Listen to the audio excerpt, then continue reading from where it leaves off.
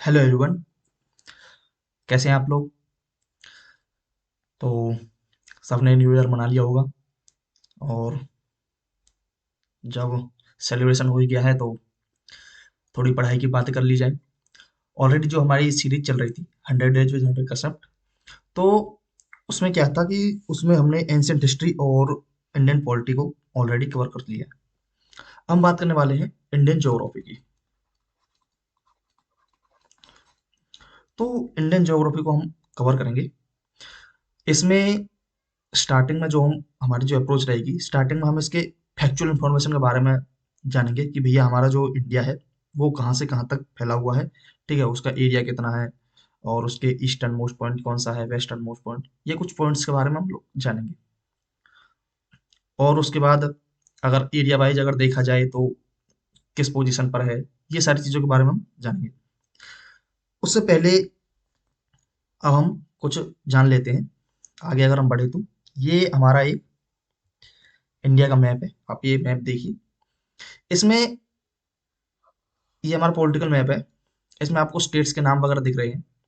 तो मेनली जो चीज़ है कि कहीं पर अगर कोई चीज़ मिल रही है ना, तो हमें उसके कुछ उसके एरियाज के बारे में, उसके बाउंड्री जो शेयर कर रहा है, तो उन चीज़ों के बारे में भी हमें पढ़ना पड़ेगा।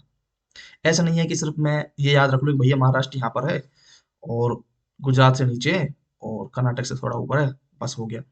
नहीं, उसके बाद भी यहाँ बाउंड्री किस किस से शेयर कर रहा है, यहाँ पर कहाँ तक फैला हुआ है, ओके, क्या क्या चीज़ें इसके अंदर मिल रही हैं, तो वो सारी चीज़ें हमें पता होनी चाहिए। बात करते हैं थोड़ी इसके एक्सटेंशन को लेकर कि भैया कहाँ से कहाँ तक ये फैला हुआ है। अच्छा, मैं अगर इंडिया की बात करूँ तो इंडिया की अगर हम बात करूँ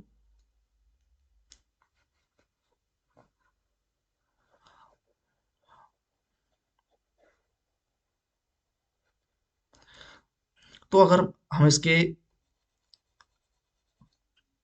इस पॉइंट की और ईस्टर्न मोस्ट पॉइंट और वेस्टर्न मोस्ट पॉइंट की अगर बात करें तो ये कहाँ पर फैला हुआ है। पहली बात तो ये हम बात करने से पहले पॉइंट पर पहले बात करेंगे कि ये किस हेमिस्फीयर में है और कहाँ पर फैला हुआ है। अब देखो, अगर मैं ये एक रेंज मान लूँ, ओके, ये हमारी 0 डिग्री लैटिट्यूड और ये लॉन्गिट्यूड अगर मान लूँ, तो भैया यहाँ से अगर इंडिया हमारा लाई करता है यहाँ पर, ओके, तो ये कहाँ पर है, नॉर्थन हेमिस्फीयर में और ईस्ट पार्ट में। ठीक है। अब यहाँ पर अब देखो, ये तो हमने देख लिया कि भैया नॉर्थ ईस्ट में। बट अगर मैं इसके पार्ट की ही बात करूं तो ये सीधा सीधा हमें ईस्ट में ही तो दिखेगा। ईस्ट, अगर मैं ये कहूं कि ये यहाँ से और यहाँ तक अगर है, तो हम ईस्ट तो लगाएंगे, यहाँ भी ईस्ट लगाएंगे और यहाँ भी ईस्ट लगाएंगे, है। और अगर मैं ये कहूँ कि यहाँ से और यहाँ तक अगर ये फैला हुआ है, तो यहाँ पर क्या लगाएंगे, यहाँ पर भी नॉर्थ लगाएंगे, यहाँ पर भी नॉर्थ लगाएंगे। ऐसा तो है नहीं कि अगर ये इधर साइड है भैया, यहाँ ईस्ट नॉर्थ लगा देते हैं और ये इधर साइड ये ईस्ट वेस्ट लगा देते हैं, वेस्ट ईस्ट। तो ऐसा नहीं होगा कि भैया ईस्ट में है तो ईस्ट लगाएंगे लैटिट्यूड में, और लॉन्गिट्यूड में है तो नॉर्थ में है। तो ये चीज आपको समझनी है। अब बात करते हैं हम कि भैया कितने कितने डिग्री तक फैला हुआ है। अगर मैं यहाँ की बात करूँ तो यहाँ पर ये अरुणाचल प्रदेश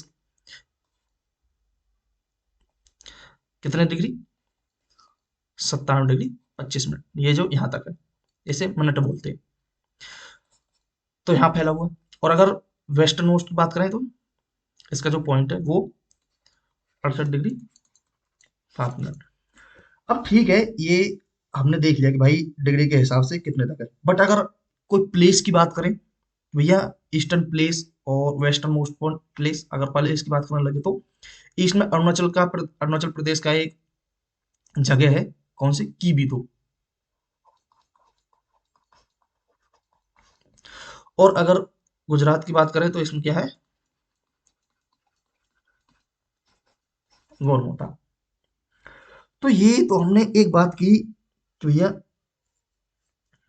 ईस्टर्न मोस्ट और वेस्टर्न मोस्ट कहाँ तक फैला हुआ है। अगर मैं बात करूं कि नॉर्थ, यहाँ तक अगर हम बात करें और यहाँ से अगर मैं बात करूं, तो ये कश्मीर से लेके कन्याकुमारी, तमिलनाडु में। अब यहाँ कश्मीर में कितना, मतलब ये भी तो है 37 डिग्री 6 मिनट। और अगर यहाँ पर बात करें तो ये 8 डिग्री 4 मिनट। अब देखो ये तो ठीक है कि भैया हमने 8 डिग्री 4 मिनट देख लिया, और यहाँ 37 डिग्री 6 मिनट क्या है ये कौन सा पॉइंट है, ये है इंदिरा कोल। और ये जो 8 डिग्री पर है यहाँ पर हमें देखने को मिलता है कन्याकुमारी। देखो ये हमारा सदर्न पॉइंट, बट हम बात करें कि सदर्न मोस्ट और नीचे, देखो यहाँ से नीचे तक ये एक्सटेंड फैला हुआ है, जो इसका पार्ट जो है यहाँ तक हम बात करते हैं, यहाँ होगा 6 डिग्री। ओके, तो यहाँ 6 डिग्री की बात होती है, 6 डिग्री 45 मिनट। और ये कौन सा पॉइंट है, ये है भैया इसका इंदिरा पॉइंट, या फिर इसे बोलते हैं पिग्मेलियन पॉइंट। हम्म। तो ये चीजें हमने जानी कि भैया कौन कौन सी डिग्री पर है, और वेस्टर्न मोस्ट और ईस्ट मोस्ट और ये नॉर्थ मोस्ट और साउथ मोस्ट पॉइंट कौन कौन सा। अगर बोले कि साउदर्न मोस्ट पॉइंट कौन सा है, तो हमें लगाना है इंदिरा पॉइंट। अगर लैंड पर पूछे तो वो बताना है हमें कन्याकुमारी। तो ये चीजों, यही सारी चीजें यहाँ पर लिखी हुई हैं।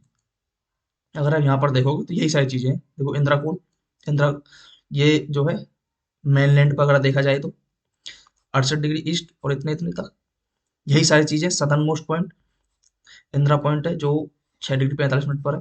और अगर देखा जाए तो वैसे 8 degree 4 minute north to 37 degree 6 minute north lat. Okay. और ये यहाँ पर भी यही सारी चीजें, north south extension Indira col to Kashmir to Kanyakumari. अब एक चीज बात करते हैं, ये तो हमने डिग्री के हिसाब से देख लिया। अगर मैं ये कहूँ कि भैया हमें किलोमीटर के हिसाब से देखना है कि ये अगर नॉर्थ से साउथ कितने किलोमीटर है और ईस्ट से वेस्ट कितने किलोमीटर है, तो किलोमीटर में देखा जाए तो भैया नॉर्थ से साउथ अगर ये बैठेगा तो वो है 32-14 किलोमीटर। और अगर ईस्ट टू वेस्ट देखा जाए तो ईस्ट टू वेस्ट ये बैठेगा कितना, 29-33 किलोमीटर। मतलब डिफरेंस है। हम्म। अगर हम बात करते हैं आगे की तरफ बढ़े तो ये एरिया दिया हुआ है इसमें कि इसका एरिया कितना है, 32,87,263 स्क्वायर किलोमीटर। और India is the seventh largest country of the world, मतलब सेवंथ नंबर पर, 7वें नंबर पर। और अगर इसके टोटल सरफेस एरिया का परसेंटेज वाइज देखूं जितना इंडिया कवर करता है, वो है 2.4%। ये थोड़ी फैक्चुअल इन्फॉर्मेशन थी, आपको पता होना चाहिए। हो सकता है कि स्टेट पीसीएस वगैरह में या किसी और एग्जाम्स में आपको पूछ ले। ये यहाँ पर एक आपको टेबल दी हुई है कि सेवंथ नंबर पर हमारा इंडिया है, तो उससे ऊपर कितने हैं, 6 कंट्री कौन कौन से हैं, Russia, China, USA, okay, Canada, sorry second पे कनाडा है, फिर चाइना, ब्राजील, ऑस्ट्रेलिया और फिर इंडिया। एक चीज यहाँ पर, अब हम लोग बहुत बार सुनते हैं कि भैया हमारा जो ईस्ट वाला पार्ट है और वेस्ट वाला पार्ट है, इन दोनों के टाइम डिफरेंस की बात करें तो उसमें 2 घंटे का डिफरेंस है, 2 आवर्स का। भाई क्यों है, क्वेश्चन यहाँ उठता है कि भाई क्यों है। ऐसा तो है नहीं कि हमारे मन में आ गया कि नहीं भाई ईस्ट के लोग हैं जल्दी जग जाते होंगे, या वेस्ट के लोग हैं लेजी होंगे, तो चलो 2 घंटे का डिफरेंस कर देते हैं, क्या ऐसा है, नहीं। अच्छा, मैं, हम लोगों ने जब अभी पढ़ा था कि भैया, एक तो हमने पढ़ा था 97 डिग्री 25 मिनट, फिर 68 डिग्री 7 मिनट। हम्म। अब आप खुद सोचिए कि भैया इनमें डिफरेंस कितना है, लगभग लगभग 30। अच्छा, ये अगर यहाँ से और यहाँ तक अगर देखा जाए तो ये जो चीज जो आ रही है ऐसे 1 2 3 इस तरीके से, ये क्या है, ये क्या है, लॉन्गिट्यूड, 30 लॉन्गिट्यूड का फर्क है। और सेम टू सेम अगर मैं इनकी बात करूं कि 37 डिग्री 6 मिनट ऊपर से लेके और 8 डिग्री के नीचे तक लेकर, तो इसमें कितना डिफरेंस, इसमें भी लगभग लगभग 30 का डिफरेंस है। हाँ मान रहा हूँ 29 समथिंग आप बोलोगे, तो इतना ही सेम टू सेम, मतलब लगभग लगभग इतना है, बराबर बराबर है। तो 30 है। हम जब टाइम डिफरेंस की बात करते हैं, टाइम वगैरह निकालने की बात करते हैं, ठीक है, कैसे कैसे निकालते हैं, तो यहाँ पर एक चीज निकलने की आती है कि हमारे जो अर्थ है वो मूव करती है around it axis through 360 degree. अच्छा, ऐसे घूम रही है पृथ्वी, वेस्ट टू ईस्ट। तो 360 डिग्री घूम रही है कितने में? 24 घंटे में। अगर 24 घंटे में 360 डिग्री घूम रही है, ओके, तो 1 घंटे में कितना? 15 डिग्री। अब जब 1 घंटे में 15 डिग्री है, तो भैया 1 घंटे में होती है 60 मिनट। तो इसका मतलब मैं सीधा कह दूं कि 60 मिनट में 15 डिग्री। तो 60 मिनट में जब 15 डिग्री है, तो 1 डिग्री कितने में घूमेगी? 4 मिनट में। अब यहां पर डिफरेंस है 30 डिग्री, मतलब 30 डिग्री है यहां से और यहां तक जो घूम रही है। तो 30 डिग्री अगर मैं मान लूं और ऐसे 4 से मल्टीप्लाई कर दूं, तो टोटल होता है 120 मिनट। ठीक है। तो इस वजह से ये टाइम डिफरेंस, अब आपने टाइम कैलकुलेट किया होगा कि भैया जब 1 डिग्री 4 मिनट में घूम रही है, तो 30 डिग्री कितने टाइम में घूमेगी? 120 मिनट में, लगभग लगभग 2 घंटे। समझ आ गया कि ईस्ट से लेकर और वेस्ट तक हम क्यों, ये टाइम डिफरेंस जो है वो हमारा नियरली 2 आवर्स है, 2 घंटे का है।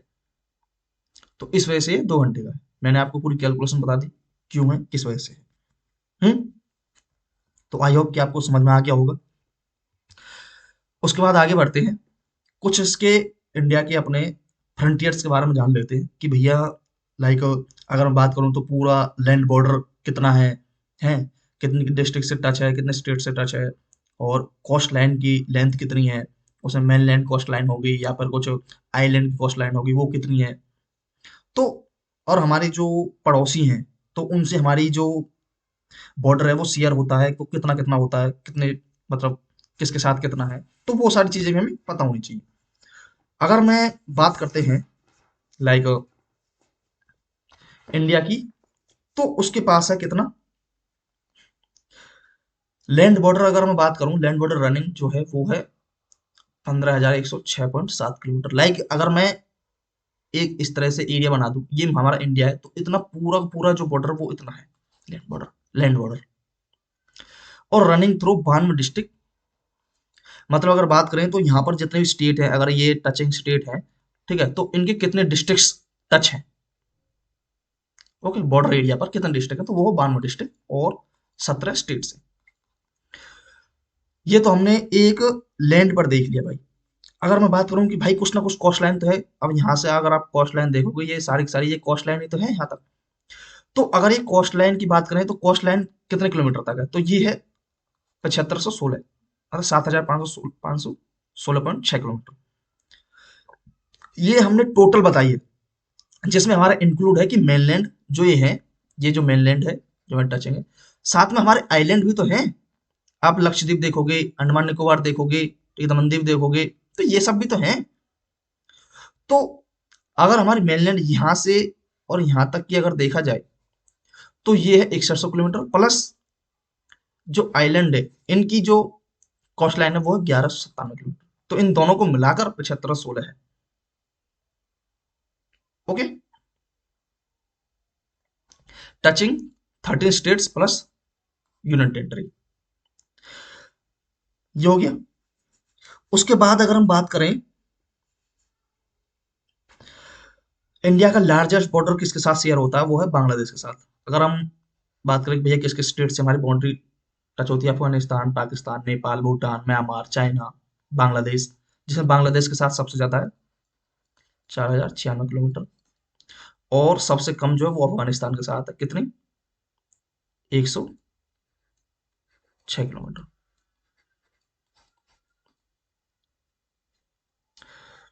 और दो स्टेट्स, दो मतलब कंट्रीज ऐसी हैं जिनके साथ हमारी जलीय सीमा है, वो है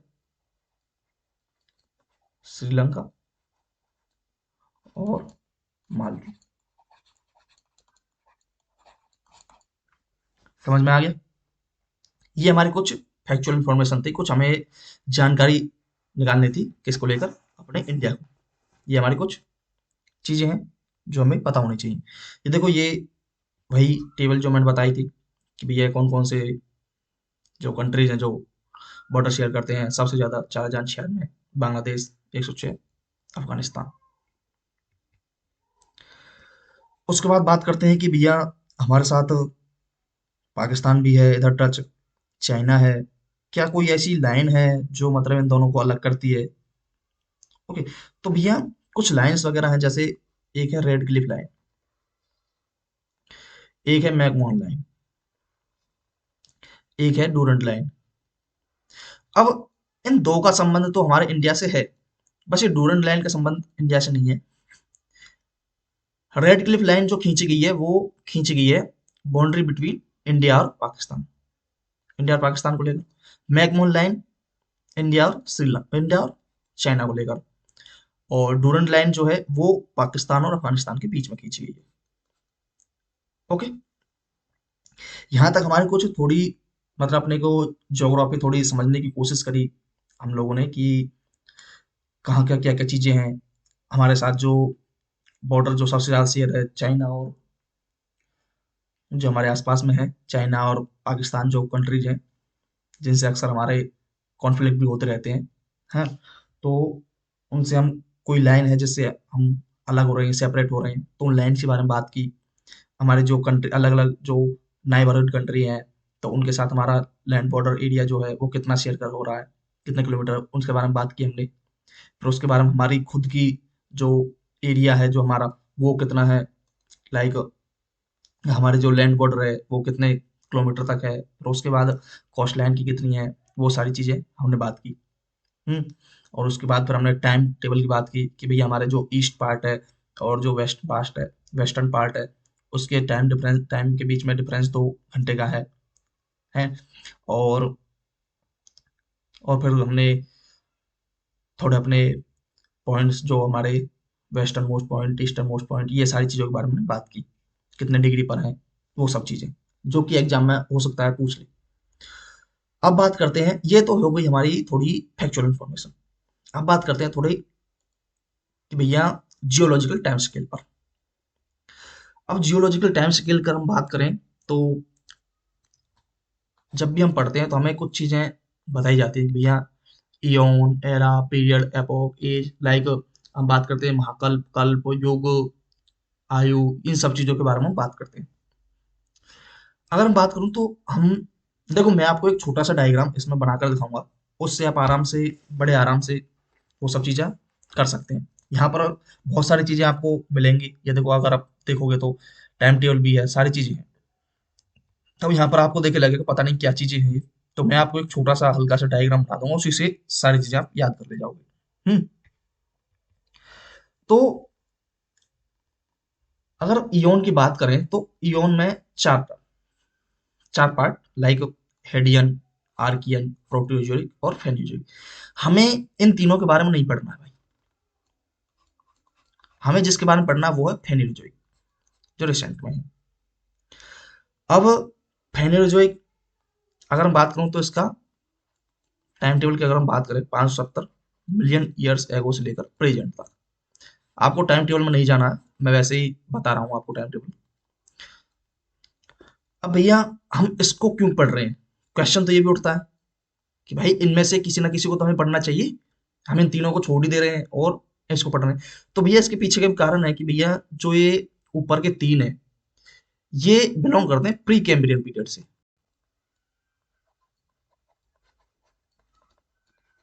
प्री कैम्ब्रियन, जहां पर हमें इंडिविजुअल स्पीसीज दिखाई न देने वाली स्पीसीज यहाँ पर होती थी। बट अगर हम फिनोजोइक एरियन की बात करते हैं तो इसमें हम विजिबल जीव के बारे में बात करते हैं, विजिबल स्पीसीज,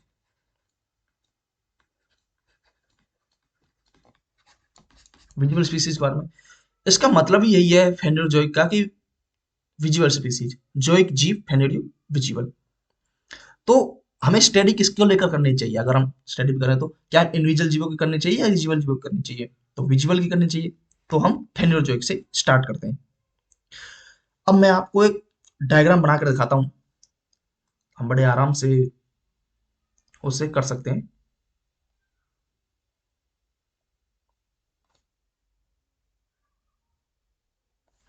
तो ये चीजें आप देखिए। अब मैं यहाँ पर कुछ चीजें ड्रॉ कर देता हूँ, जैसे कि हमने बात की फेनिरोजोइक की।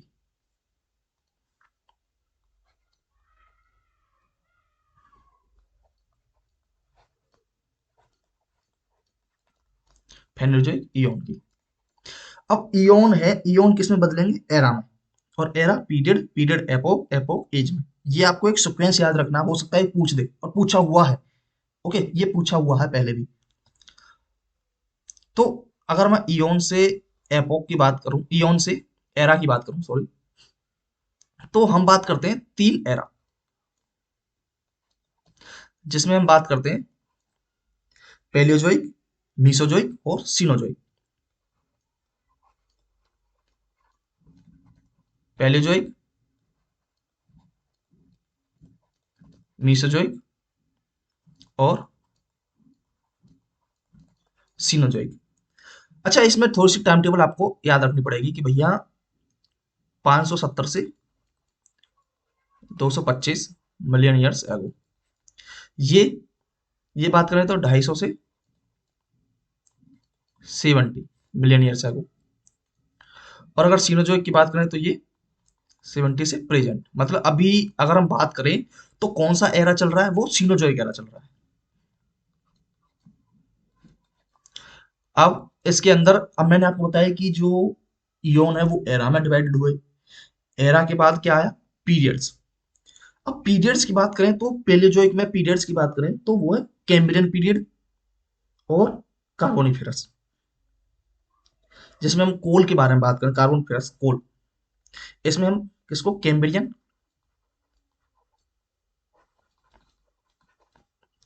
पीरियड और कार्बोनिफेरस।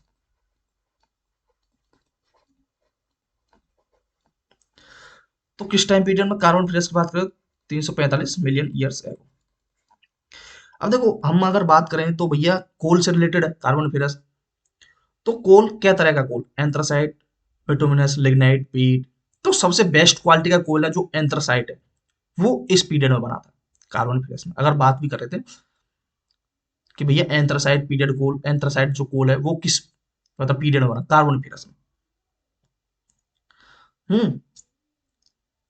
उसके बाद अगर मैं मीसोजोइक की बात करूं तो मीसोजोइक में हमें मेनली जो बात करनी है, वो बात करनी है हमें क्रिटेशियस की।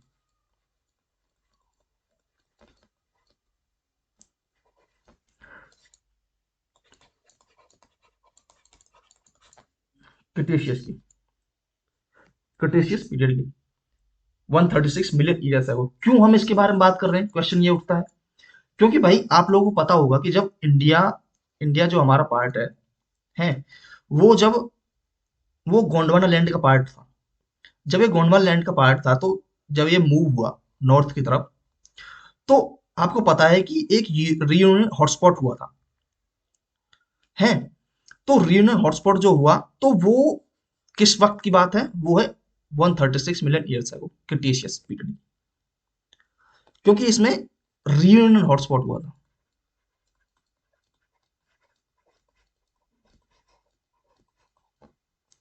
ओके, जो कि दक्कन ट्रैप बना,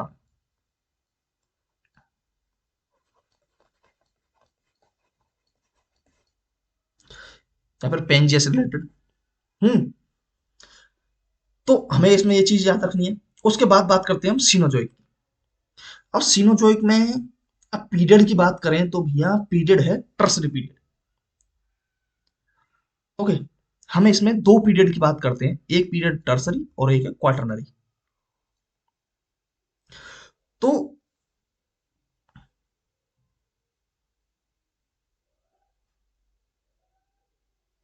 तो टर्सरी पीरियड की अगर मैं बात करूं, ये है टर्सरी,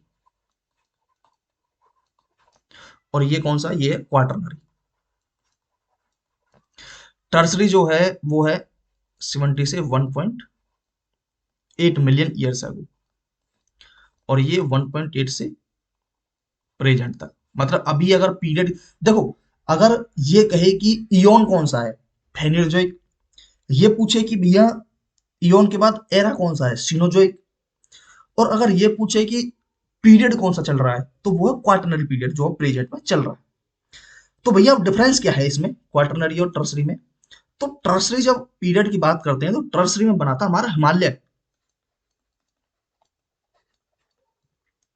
और इस टाइम पर लिग्नाइट कोल। मैंने आपको बताया था कि भैया चार तरह के कोयले के टाइप, एंथ्रासाइट, बिटुमिनस, लिग्नाइट, पीट। तो लिग्नाइट कोयला जो है वो 70 से 40 मिलियन ईयर्स एगो पहले बना। तो वो टाइम पीरियड अगर हम देखेंगे किस में आएगा, इसमें आएगा। ओके, तो वो टाइम पीरियड जब इसमें आएगा, और अगर मैं ये बात करूं कि भैया बिटुमिनस कोयला, तो बिटुमिनस जो बना है वो बना है मीसोजोइक में। ओके, तो ये आपको याद रखनी है कि अगर कोई एग्जामिनर ये पूछे कि भैया एंथ्रासाइट कोयला, तो कार्बोनिफेरस पीरियड में, या फिर पैलेयोजोइक एरा में, मीसोजोइक में कौन सा बना, बिटुमिनस, और सिनोजोइक में लिग्नाइट, और उसमें भी टर्सरी पीरियड में। अब ये तो हमने बात कर ली कि भैया टर्सरी पीरियड में क्या क्या हुआ। उसके बाद बात करते हैं क्वाटरनरी पीरियड में। क्वाटरनरी पीरियड में क्या है, क्वाटरनरी पीरियड में प्लेन्स बने। क्या बने, प्लेन्स, मतलब मैदान। अब आप खुद सोचो कि भैया पहले प्लेन्स बनेंगे या फिर माउंटेन बनेंगे। एक यहाँ कॉमन सेंस वाली बात है। हम बहुत बार बात करते हैं कि भैया जो हमारे जो पर्वत हैं, जो हिमालय हैं, वो इरोड हो रहे हैं नदियों के द्वारा, विंड के द्वारा। अब वो जो उनका इरोजन वाला पार्ट है, मतलब जो सेडिमेंट्स वगैरह हैं, उनसे ही तो मैदान बने हैं। अब ऐसा तो है नहीं कि सीधा मैदान बन गए और तब ये पर्वत बने हैं। नहीं भाई, पहले क्या बने, पहले पर्वत बने हैं, तब वो इरोड हुए हैं, तो उनका जो सेडिमेंट है वो इकट्ठा हुआ है, वो भरा है, तब जाके वो मैदान बने हैं। तो पहले हिमालय है, फिर मैदान है, मतलब प्लेन्स। तो टर्सरी पीरियड में हिमालय और क्वार्टरनरी पीरियड में प्लेन्स की बात करते हैं। हम्म, तो क्वार्टरनरी पीरियड में प्लेन्स हो गए। अब पीरियड की जब बात हो गई, तो पीरियड के बाद क्या आएगा, पीरियड के बाद आएगा क्या, पीरियड के बाद एपोक। अब देखो यहां हमने बात कर रहे थे क्वार्टरनरी पीरियड की।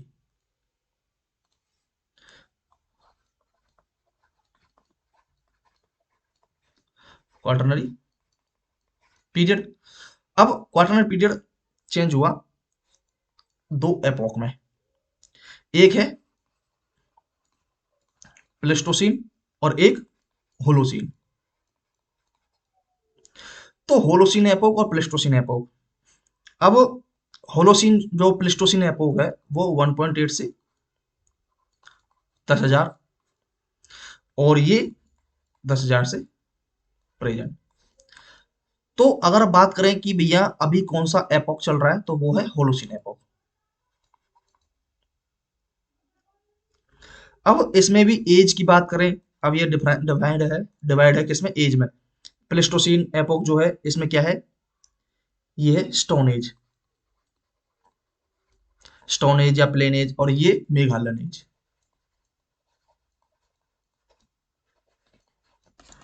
तो आप ये बड़े आराम से डायग्राम के थ्रू ये समझ गए होंगे कि भैया अभी फिलहाल हम किस एओन में हैं, किस एरा में हैं, किस पीरियड में हैं, किस एपोक में हैं, और किस एज में हैं।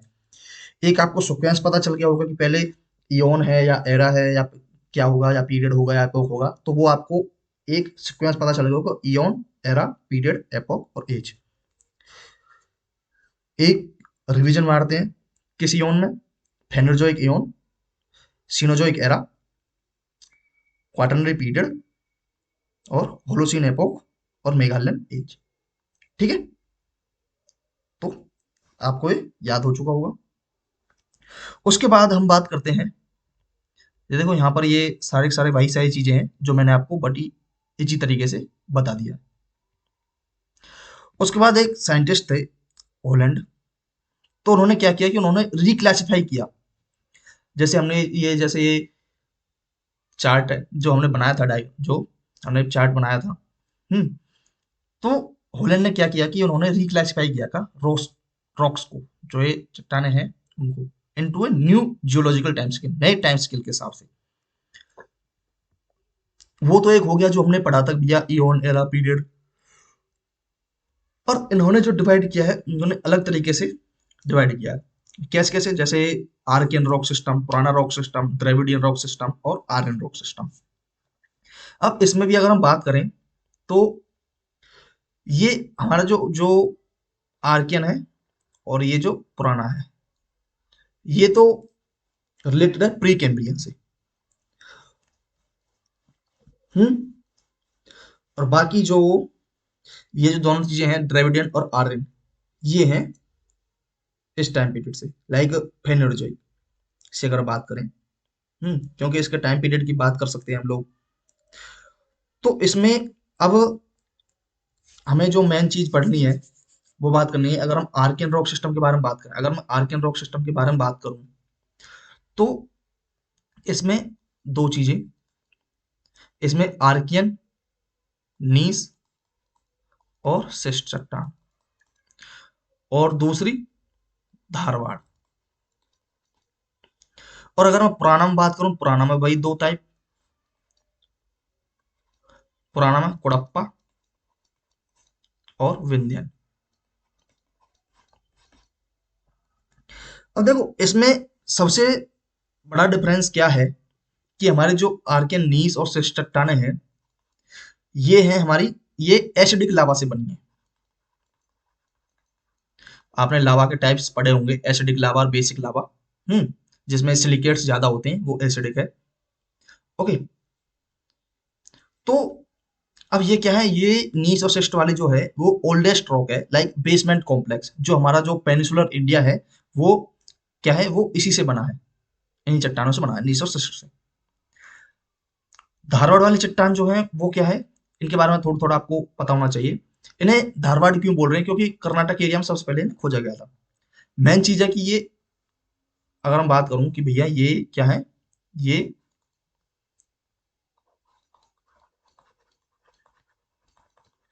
इकोनॉमिकली, अगर मैं आर्थिक रूप से देखूं, तो ये सबसे ज्यादा इंपॉर्टेंस वाली चट्टानें हैं। लाइक इनमें हमें मेटेलिक मिनरल्स वगैरह पाए जाते हैं, लोहा, मैग्नीज, कॉपर, ठीक है, ये सारी चीजें। और ये बनी किससे, धारवाड़ वाली चट्टान जो है ये मेटामॉर्फिक प्रोसेस से बनी है।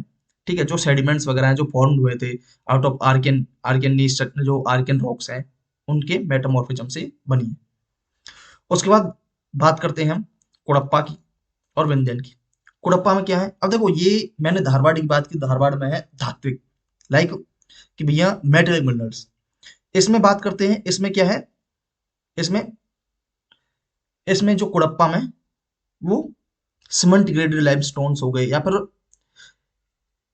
जो मेटेलिक जो मिनरल्स हैं, जो मेटल्स हैं, मेटल मिनरल्स हैं, वो तो हैं लो क्वालिटी के। और जो नॉन मेटेलिक है वो हाई क्वालिटी के। लाइक अगर मैं बात करूं तो इसमें iron, manganese, copper, cobalt, nickel, ये लो ग्रेडेड है एज कंपेयर टू धारवाड़। आज धारवाड़ के कंपेयर करें तो लो ग्रेड, जो मेटल्स जो मिले हैं वो लो ग्रेड के हैं। और जबकि जो नॉन मेटल्स जो मिले हैं वो बेस्ट क्वालिटी के हैं, लाइक चूना पत्थर हो गया, है नॉन मेटल्स जो बेस्ट क्वालिटी के हैं।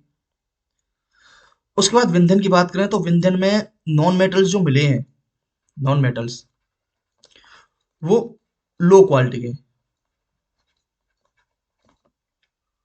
लैमस्टोन, low graded durable stone, ornamental stones, ठीक है, ग्लास मेकिंग सैंड्स हो गए, रेड सैंडस्टोन्स हो गए, ये सारी चीजें। अब देखो एक छोटी सी इसमें आपको अगर एक डिफरेंस अगर क्रिएट करना पड़े तो देख, मोटे मोटे तौर पर आप लोग समझने की कोशिश कीजिए। नीस सिस्ट हमारे एच डी क्लास बने, बेसमेंट कॉम्प्लेक्स है हमारा जो प्रायद्वीप भारत है, मतलब पेनिनसुलर इंडिया जो है वो हमारा इसी से बना है।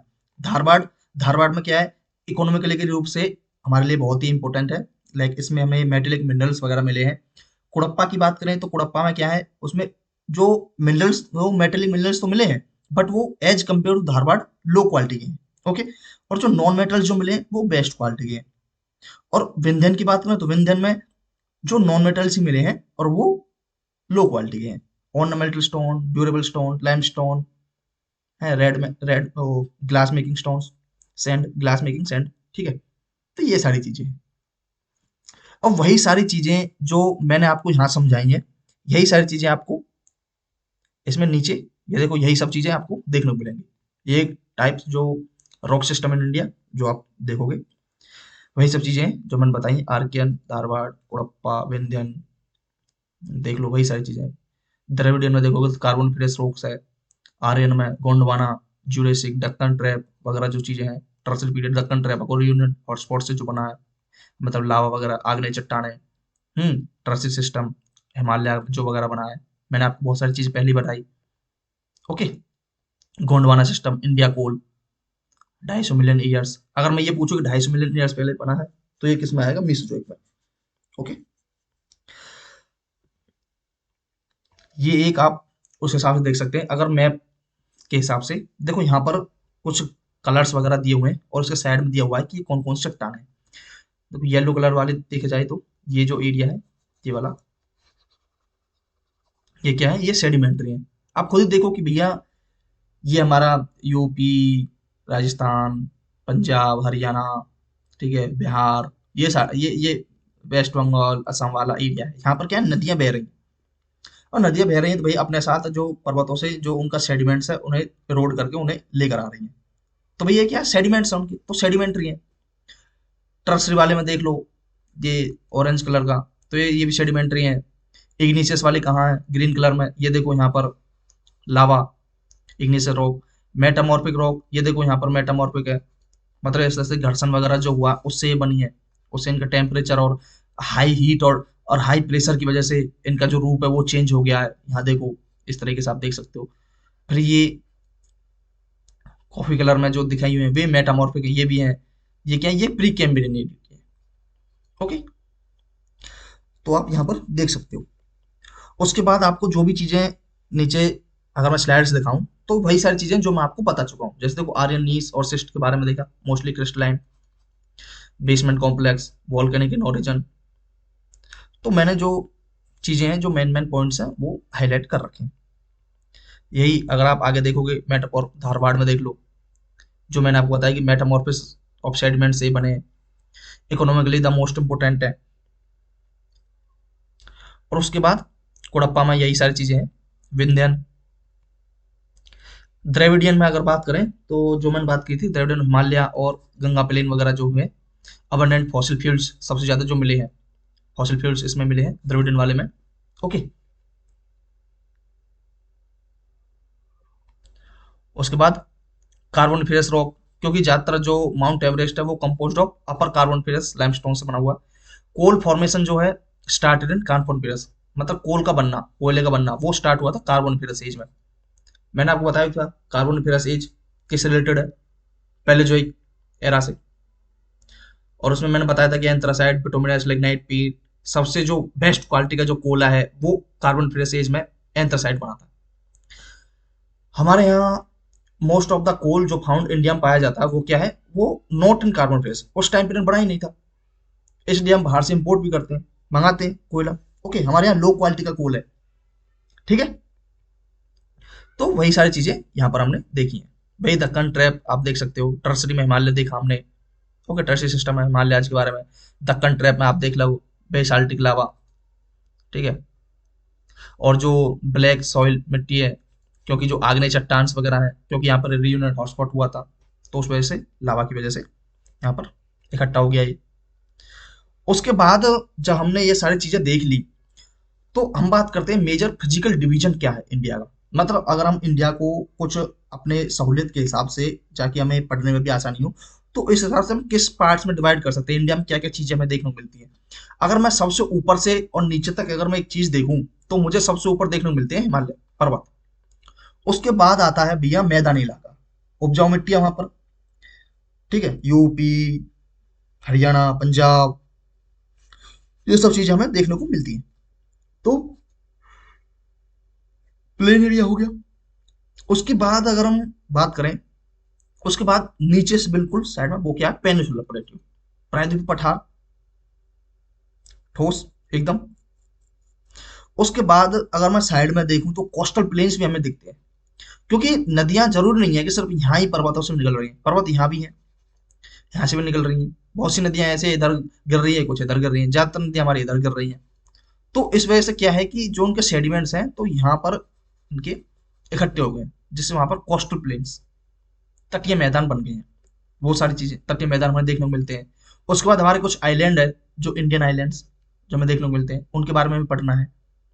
तो ये हमारा एक कुछ फिजिकल डिवीजन है इंडिया का, कि इंडिया को अगर हम एक तरह से अगर कोई बड़ी चीज है उसे छोटी चीज में डिवाइड करके पढ़ें, तो जिससे हमें पढ़ने में भी आसानी हो और इजी भी लगे। तो हमें इन सब पार्ट्स के बारे में जानना है। अब बात करते हैं आगे। तो आगे देखो, ये जो टोपोग्राफी है, जो मतलब उसका कुछ परसेंटेज दिया हुआ है कि हमारे यहाँ माउंटेन जो है वो कितना परसेंट है, 10.7, हिली एरिया 18.6, प्लेटियो जो पठार है 27.7, और प्लेन्स वगैरह सबसे ज्यादा परसेंट 43%। उसके बाद अब हिमालय के बारे में देखो, पहले मैं डिवीजन बता देता हूँ कौन कौन से हैं, उसके बाद हिमालय बना कैसे था उसकी प्रोसेस पर हम बात करेंगे। ओके, तो हिमालय में डिवीजन बात करोगे तो trans Himalaya, greater Himalaya, lesser या मिडल हिमालय और शिवालिक हिमालय या आउटर हिमालय जैसे हम बोलते हैं, ट्रांस हिमालय या जिसे हम तिब्बत हिमालय बोलते हैं, और ईस्टर्न हिल्स पूर्वांचल साइड, तो उनके बारे में बात करेंगे। उसके बाद ये देखो, आप यहाँ पर बात करते हो कंटिनेंटल ड्रिफ्ट थ्योरी की, जिसके बारे में हम देखते हैं कि भैया हमने फिजिकल ज्योग्राफी में पढ़ते हैं जियोमॉर्फोलॉजी के अंदर कि जो कॉन्टिनेंटल ड्रिफ्ट थ्योरी है वो हमें दी किसने थी, अल्बर्ट वेगनर, जो सॉरी अल्फ्रेड वेगनर ने, अल्फ्रेड वेगनर ने दी थी। तो उन्होंने क्या बताया था, उन्होंने बताया था कि भैया स्टार्टिंग में काफी टाइम पहले क्या था कि भैया जो आज के टाइम हमें जो एक कंडीशन दिखती है जो टुडे कि भैया यहाँ पर साउथ अमेरिका है, यहाँ पर नॉर्थ अमेरिका है, यहाँ यूरोप है, अफ्रीका है, एशिया है, ऑस्ट्रेलिया, तो ये जो अलग अलग हमें चीजें दिख रही है ना, ये अलग अलग नहीं थी, ये पहले एक ही लैंडमास का पार्ट थे, जुड़े हुए थे आपस में। तो जब जुड़े हुए थे तो जो जुड़े हुए पार्ट है उसे पेंजिया कहा, और जो साइड में जो समुद्र वगैरह है जो पानी वगैरह उसे पैंथलासा। ओके, तो पैंथलासा उसे कहा गया। अब देखो, इस चीज के बारे में सारी चीजें डिटेल से मैंने अपने फिजिकल ज्योग्राफी का जो जियोमॉर्फोलॉजी का कोर्स है उसमें मैंने कराया हुआ है, यूट्यूब पर ही है। मैं आपको लिंक भी डाल दूंगा डिस्क्रिप्शन में, आप वहां से अगर देखना चाहें तो देख सकते हैं क्या क्या चीजें हैं। हाँ, उसके बाद धीरे धीरे ये अलग हुए। ओके, उसके पीछे का रीजन क्या है वो भी मैंने आपको बताया हुआ है। आर्थर होम्स ने कन्वेक्शनल थ्योरी दी थी, कन्वेक्शनल करंट थ्योरी, उसकी वजह से। ठीक है, और आज की कंडीशन अगर हम देखते हैं तो यहाँ पर अलग अलग दिखाई देते हैं। अब इससे पहले अगर मैं बात करूं कि हमारा जो इंडिया था, ठीक है, इंडिया क्या था कि इंडिया हमारे, देखो यहाँ पर देखो इंडिया ये रहा। पेंजा पेंजिया जो है वो सबसे पहले दो पार्ट में टूटा, जिसे नॉर्थ वाले पार्ट को लोरेशिया और साउथ वाले पार्ट को गोंडवाना लैंड कहा गया। अब जो धीरे धीरे ये दोनों के दोनों पार्ट और कई पार्ट्स में डिवाइडेड हुए। हमारा इंडिया जो था वो शुरुआत में किसका पार्ट था, वो गोंडवाना लैंड का पार्ट था। आप देख रहे हो, देखो अगर मैं इक्वेटर, ये रही इक्वेटर, तो अगर देखते हो साउथ में है, ये रहा गोंडवाना लैंड, इसका पार्ट था हमारा इंडिया। बट धीरे धीरे ये नॉर्थ की तरफ मूव हुआ, और नॉर्थ की तरफ मूव हुआ तो आप देख रहे हो कि यहाँ पर ये अटैच हो गया है यूरेशियन प्लेट के साथ।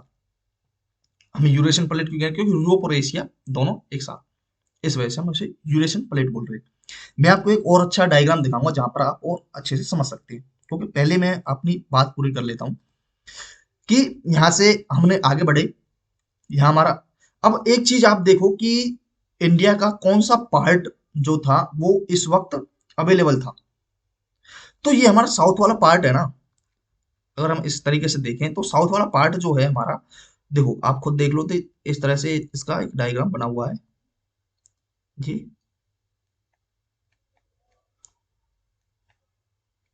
तो ये आप देखोगे, देखो इस तरीके से एक डायग्राम बना हुआ है। अब इतना पार्ट जब बना हुआ है तो भैया हिमालय थे नहीं, हिमालय नहीं थे तो हिमालय बने कैसे, ये आगे जब टकराया है तो तब बने हैं। अब मैं अगर बात करूं, अगर ये हमारा कॉन्टिनेंट वाला पार्ट है तो ये कौन सी प्लेट है, ये कॉन्टिनेंट वाली प्लेट है। यहाँ पर अगर मैं पानी की बात करूं तो ये कौन सी है, ये ओशनिक प्लेट है। फिर यहाँ पर एक और कॉन्टिनेंट है, ये कौन सी कॉन्टिनेंट प्लेट है। तो भैया अब हमने प्लेट टेक्टोनिक थ्योरी के अंदर ऑलरेडी हमने तीन तरह के डाइवर्जेंस पढ़े, तीन तरह के हमने, तीन तरह की चीजें हमने पढ़ी। एक है कन्वर्जन, डाइवर्जन और ट्रांसफॉर। जो मूवमेंट जो होते हैं प्लेट्स के अंदर, तीन तरह के मूवमेंट्स की पहचान की। एक है कन्वेक्शन,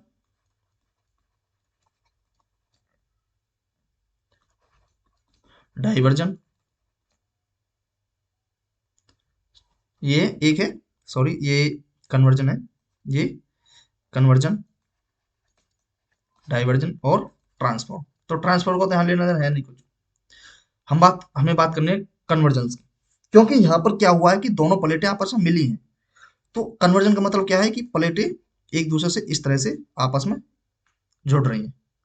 डाइवर्जन कहाँ है, एक दूसरे से दूर जा रही है, ऐसे एक प्लेट इधर जा रही है। ओके, ये डाइवर्जन है और ये कन्वर्जन है।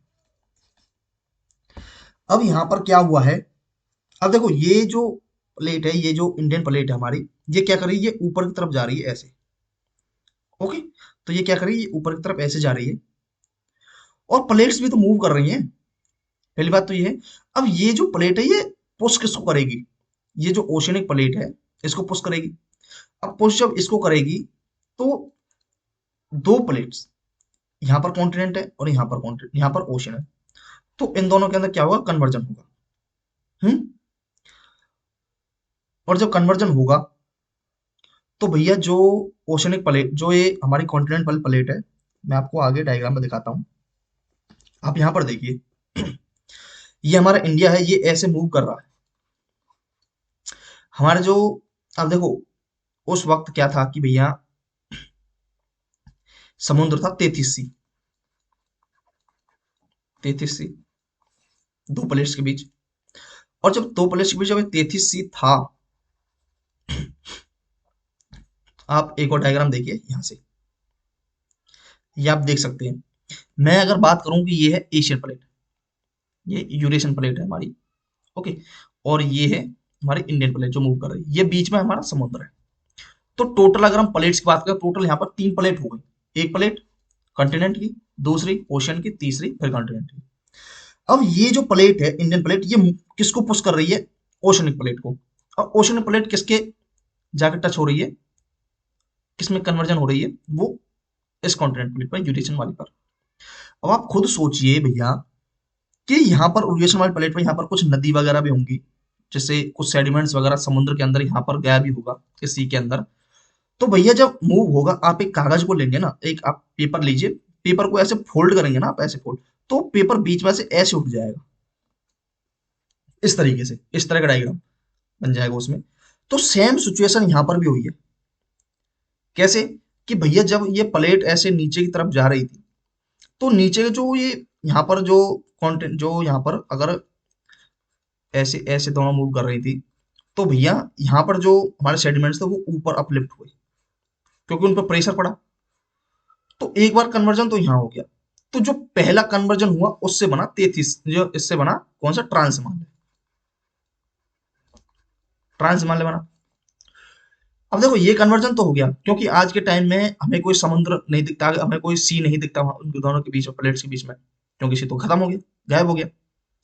अब बचा कौन सा, अब उसके बाद जब ये सी बिल्कुल ही खत्म हो गया, तो फिर आई कॉन्टिनेंट कॉन्टिनेंट कन्वर्जन की बात। पहले हुआ था ओशियन और कॉन्टिनेंट कन्वर्जन, उसके बाद अब कॉन्टिनेंट कॉन्टिनेंट। अब कॉन्टिनेंट कॉन्टिनेंट कन्वर्जन होगा, तो अब क्या सा कन्वर्जन हुआ, अब हुआ सेकंड कन्वर्जन। तो इसमें बनी इसके तीन अदर और पार्ट्स, जो माउंटेन है। हमने पहले ट्रांस हिमालय की बात की, फिर उसके बाद ग्रेट हिमालय बना, फिर मिडल या लेसर हिमालय, और उसके बाद शिवालिक। तो ये तीन बाद में बदले थे, जो सेकंड कन्वर्जन हुआ था। आप लोग समझ गए होंगे। और हिमालय जो है फोल्ड माउंटेन है भैया, नया नया बना है। और आज के टाइम भी अगर देखोगे ना, तो आज के टाइम भी इसमें मतलब जो प्लेट्स है वो मूव कर रही है, वो नीचे की तरफ धस रही है, जो इंडियन प्लेट है। उसका मेन सबसे बड़ा एग्जाम्पल है, हम देखते हैं कि हिमालय की जो ऊंचाई है वो लगातार बढ़ रही है। ठीक। तो अब ये आपने एक देखा कि किस किस तरह से कौन कौन से कन्वर्जन हुए, क्या चीजें हुई। अब यहाँ पर आप देखो, और अच्छे डायग्राम से समझो। यहाँ पर देखो 40 मिलियन ईयर्स एगो की बात है, 30 की, और ये टूटेगी। तो अगर आप पहले डायग्राम में देखोगे, मैंने वही प्लेट्स की बात की, लिथोस्फीयर, ये ओशनिक क्रस्ट है, और ये लिथोस्फीयर।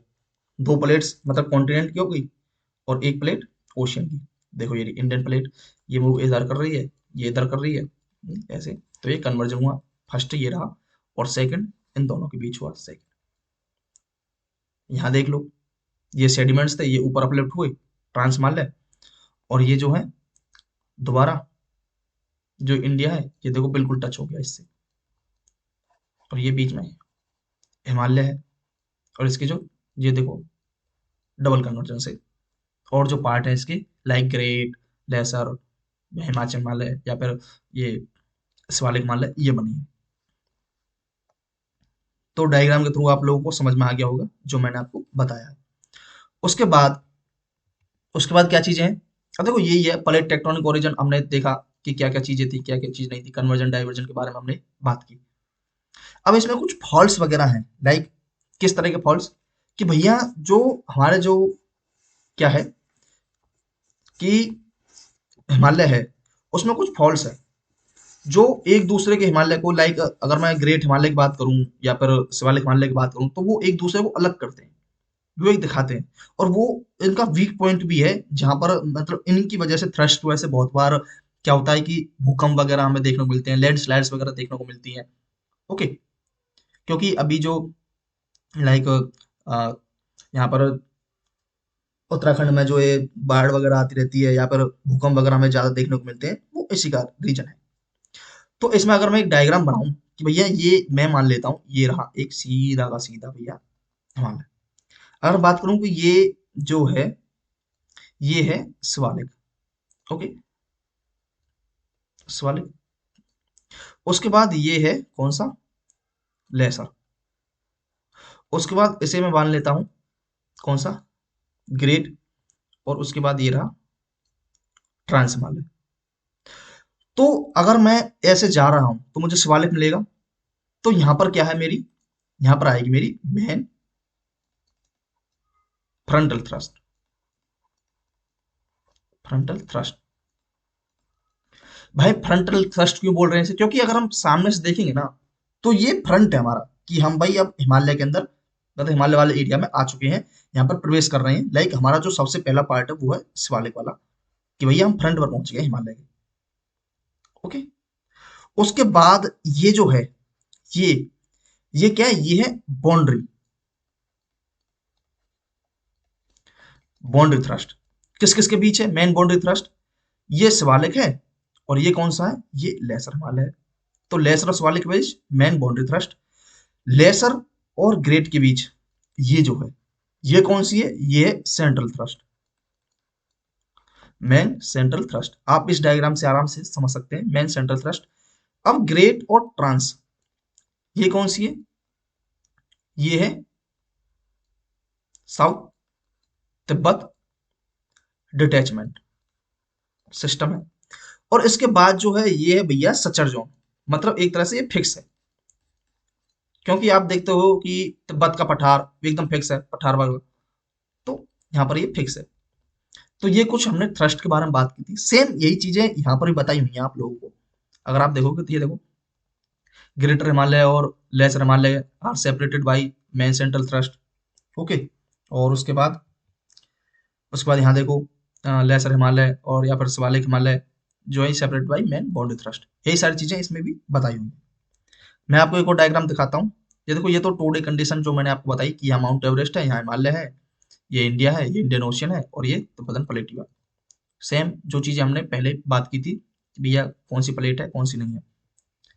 यहाँ पर आप बात करिए, ये देखो जो मैंने आपको बताई थी कि भैया south Tibet detachment system, main central, main boundary, main front. Hmm. अच्छा, अगर मैं आपसे एक ये पूछूं कि मेन फ्रंटल थ्रस्ट कहाँ पर मिलेगी आपको? शिवालिक के पास। शिवालिक और लेसर के बीच में कौन सी है? बाउंड्री। लेसर और ग्रेट के बीच सेंटर, और ग्रेट और ट्रांस के बीच डिटैचमेंट, जो ये साउथ तिब्बत डिटैचमेंट सिस्टम। यहाँ पर आप एक देख सकते हो, ये देखो ये क्या है? सांगपो सचर जोन है, जो सचर जोन की मैंने बताई थी जो फिक्स है। ओके, ये तिब्बतन प्लेट ये उसके पार्ट है। लाइक यहाँ पर देख सकते हो आप S T D, M C T, B T, F T. Okay, यही सारी चीजें जो मैं आपको ऑलरेडी बता चुका हूँ। ये तो हमने एक हिमालय के बारे में कैसे बना, क्या क्या चीजें हैं उसके अंदर, हमने कुछ थ्रस्ट के बारे में बात की। ओके, जो फॉल्स वगैरह हम बोल देखते हैं, तो इन सब चीजों के बारे में हमने बात की। उसके बाद हम बात करते हैं कुछ उसके। अब देखो हम लोग, हमने एक तरह से हिमालय के अंदर जब हम घुस ही गए हैं, अंदर प्रवेश कर गए हैं हिमालय के अंदर, तो अब हम हिमालय के अंदर मतलब उसकी बाउंड्रीज वगैरह जब हमने इतनी सारी चीजें देख ली कि भैया लाइक हम ये हमारा ग्रेट हिमालय है, ये हमारा लेसर हिमालय है, ये हमारा मध्य हिमालय है या हिमाचल हिमालय है। ओके, तो उनकी चोटियों के बारे में कुछ उनके बारे में पता भी तो होना चाहिए। तो सबसे पहले हम बात करेंगे किसकी, सबसे फर्स्ट हम बात करेंगे किसकी, ट्रांस हिमालय की।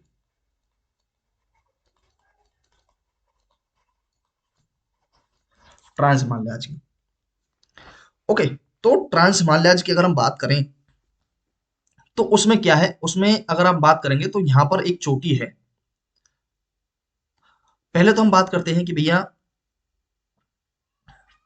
इसकी जो है रेंज, ट्रांस हिमालय में कुछ रेंज है, लाइक अगर मैं बात करूं काराकोरम, लद्दाख, जास्कर, ओके, पीर पंजाल।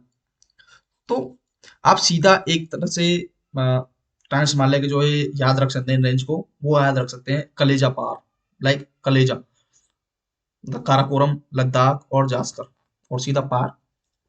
ओके, तो ये मतलब ट्रिक्स वगैरह करते रहो, बन जाओ ट्रिकधारी। हम्म। तो अब मैं इसे दिखाऊं तो भैया देखो, ये यहां से अगर मैं बात करूं, ये है काराकोरम, और उसके बाद लद्दाख, और उसके बाद जास्कर। हम्म। तो काराकोरम में देखो, हमें ज्यादा कुछ इनके बारे में जानना नहीं है कि भैया सारी चीजें पढ़ लूंगा, ये कर लूंगा, वो कर लूंगा, तो नहीं भैया। Okay, exam point of view से जो इम्पोर्टेंट है वही चीजों पर हमें ज्यादा ध्यान देना है। तो अगर मैं बताऊं कि भैया यहाँ की सबसे ऊंची चोटी काराकोरम की, उसके बारे में बात करनी है, कौन सी है। हम बहुत बार सुनते हैं कि भैया गॉडविन ऑस्टिन, गॉडविन ऑस्टिन, और कुछ कुछ चोटियों के बारे में आपको मतलब उनकी कितने मीटर तक है, हाइट कितनी है, ठीक है, कितने मीटर तक वो फैली हुई है, तो वो सारी चीजें हमें पता होनी चाहिए। लाइक अगर मैं इसकी बात करूं, ये है, हमने बात की थी K2, जिसे हम बोलते हैं गार्डविन ऑस्टिन, कितने हैं, 8611 मीटर। उसके बाद इसकी एक और चोटी है सेकंड, ये फर्स्ट, और ये कौन सी है, ये है गैसरवरम।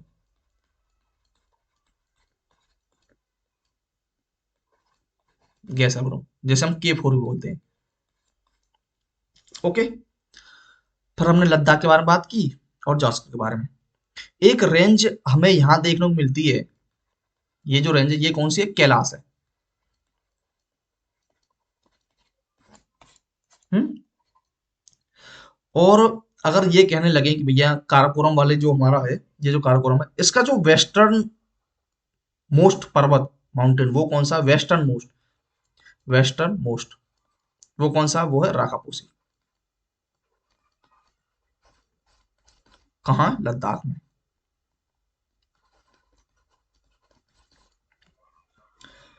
तो आप यहाँ से इसे देख सकते हो, जो भी चीज मैंने बताई है आपको।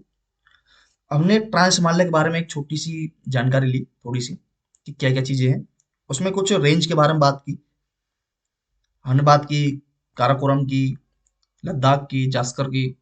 ओके, उसके बाद में काराकोरम की highest peak K2 Godwin Austin, उसके बाद सेकंड जो है गैसरब्रुम, और उसका जो वेस्टर्न मोस्ट पॉइंट, वेस्टर्न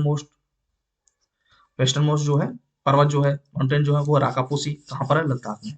तो ये हमारी ट्रांस हिमालय को लेकर कुछ बात हुई।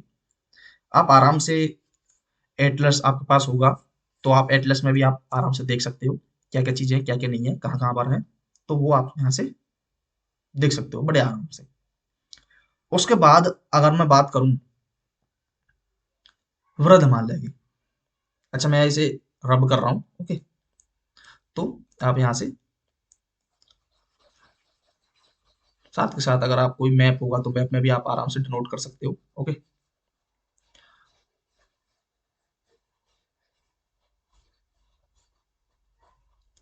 अब अगर मैं बात करूं, हम बात करते हैं ग्रेट हिमालय की।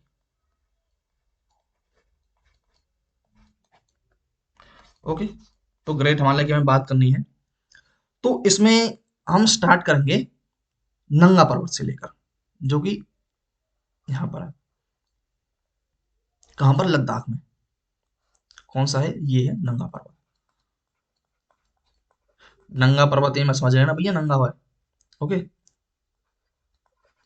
नाम है इसका नंगा पर्वत। कहाँ पर है? लद्दाख में। उसके बाद हम यहाँ पर बात करते हैं उत्तराखंड के पास, कि भैया यहाँ पर कुछ चीजें, कुछ यहाँ पर है कामेत, बंदरपूछ, हम्म,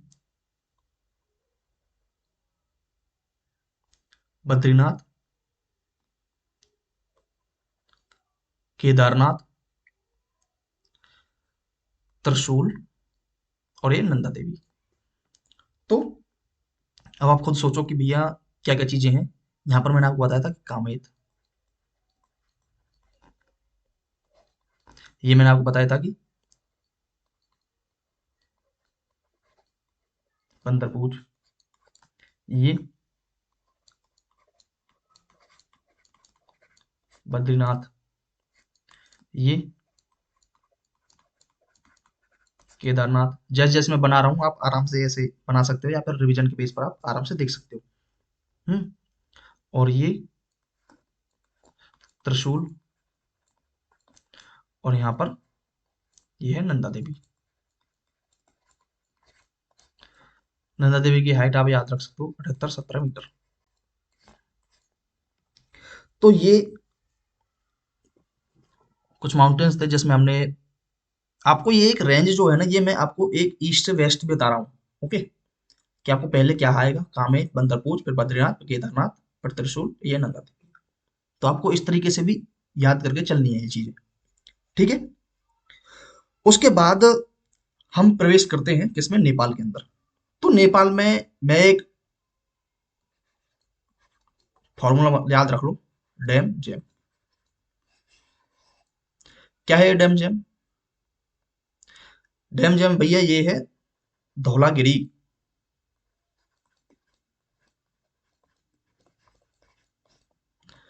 अन्नपूर्णा, फिर मनसालू,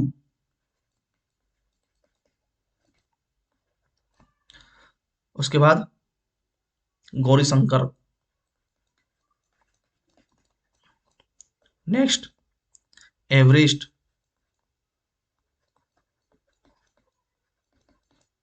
उसके बाद मकालू। तो ये सारी चीजें आप नेपाल में देखते हो, ये सारी चोटियां जो हैं इसकी, कि धौलागिरी, अन्नपूर्णा, मनसालू, गौरीशंकर, एवरेस्ट। तो आप इस टेक्निक से आप याद रख सकते हो डैम जैम करके। ओके। और उसके बाद इसी का एक पार्ट हमें कांगटो, कांगटो, ये क्या हाईएस्ट पीक है किसकी? अरुणाचल प्रदेश की। और यहीं पर एक नामचा बरवा।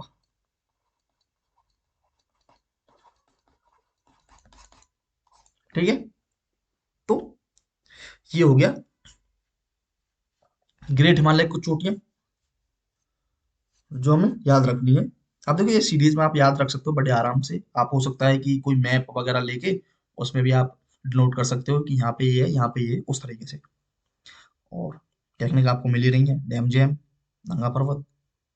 और यहाँ पर आप लग सकते हो कि यहाँ कामेत से बंदरपूछ, बंदरपूछ से बैग वैग लगा लो बद्रीनाथ, और बद्रीनाथ के बाद फिर सीधा केदारनाथ। केदारनाथ में मिल गया त्रिशूल, क्योंकि वहाँ पर शिव जी का मंदिर है केदारनाथ में। तो फिर नंदा देवी बड़े आराम से आप याद रख सकते हो, यहाँ पर डैम जैम है ही। ओके। तो ये हो गया हमारा ग्रेट हिमालय। ये मैं रब कर रहा हूँ, आपने आई होप की कर लिया होगा। तो उसके बाद,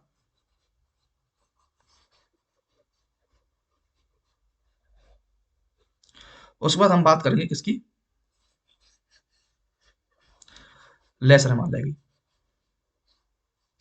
अच्छा, एक चीज और है कि ये जो ग्रेट हिमालय है ना, इसे हम हिमाद्री या फिर इनर हिमालय भी बोलते हैं। ओके, तो बहुत बार हो सकता है कि वो ग्रेट हिमालय ना दे के इनर हिमालय या हिमाद्री बोल दे। और सेम ऐसे ही जो हमारा लेसर हिमालय है, उसे क्या बोलते हैं? उसे हिमाचल हिमालय बोलते हैं या मिडल हिमालय।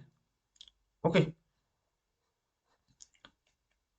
उसके बाद हम बात करते हैं थर्ड, लेसर हिमालय,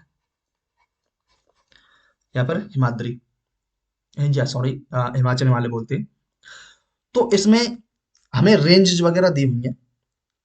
जैसे देखो कि अगर मैं रेंज की बात करूं तो यहाँ पर है हमारी, जो ये क्या बोलते हैं इसे, जो ये जम्मू कश्मीर में है। तो जम्मू कश्मीर में, और एक है यहाँ हिमाचल में। उसके बाद एक यहाँ पर उत्तराखंड के अंदर हमारी 3 चोटियाँ हैं, ये रेंज, और एक रेंज हमें मिलेगी यहाँ पर नेपाल में। तो ये क्या है, ये है भैया हमारी, जो मैंने आपको पहले पढ़ाई थी, पीर पंजाल। कहाँ है? जम्मू कश्मीर। ये है हमारी धौलाधर, ये कहाँ है? हिमाचल में। अच्छा देखो, आपको कंफ्यूजन नहीं होना, एक है धौलागिरी और एक है धौलाधर। धौलागिरी जो है वो नेपाल में है, और वो किसका पार्ट है? वो है हमारे ग्रेट हिमालय का पार्ट।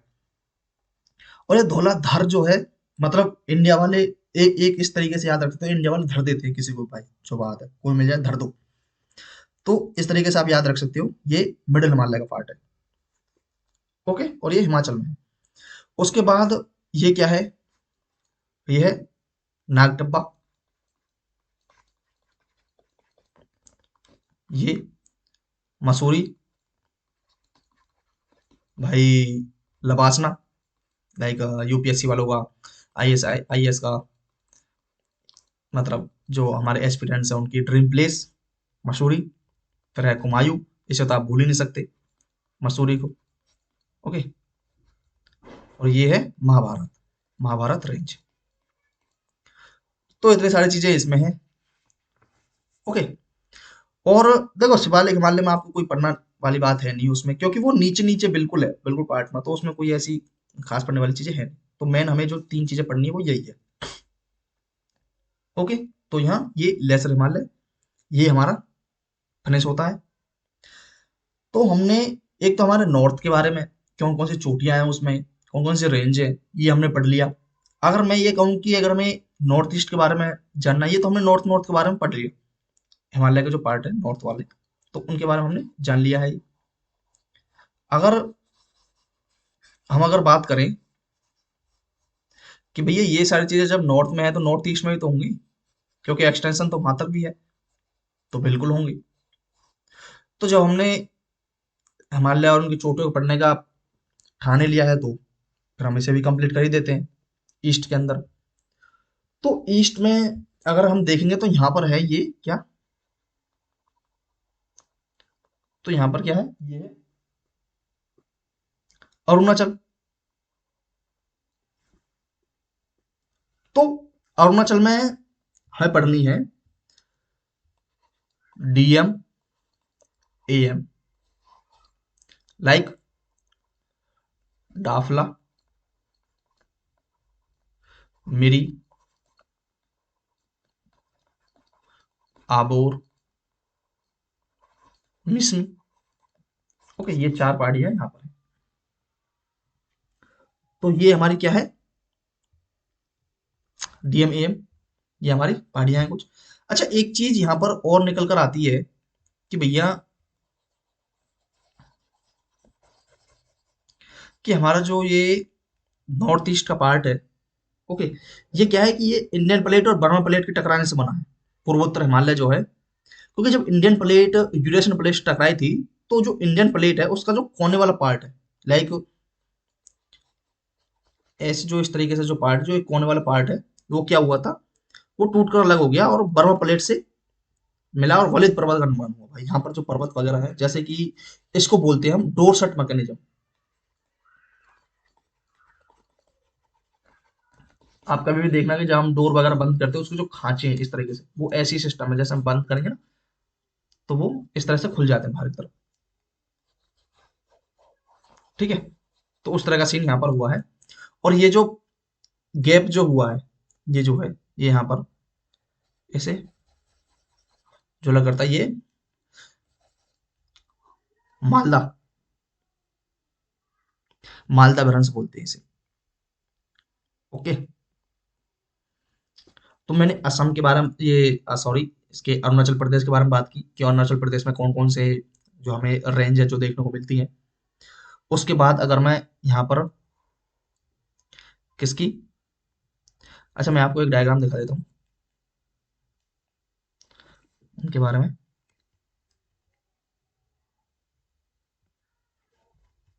आप यहाँ से अगर आप देखना चाहें तो यहाँ से भी देख सकते हैं, कोई इशू नहीं है। डाफला, मिरी, आबोर और मिसमी, यहाँ पर लिखा भी हुआ है मिसमी। उसके बाद नागालैंड में ये है पटकाई बुम और नागासरिनी।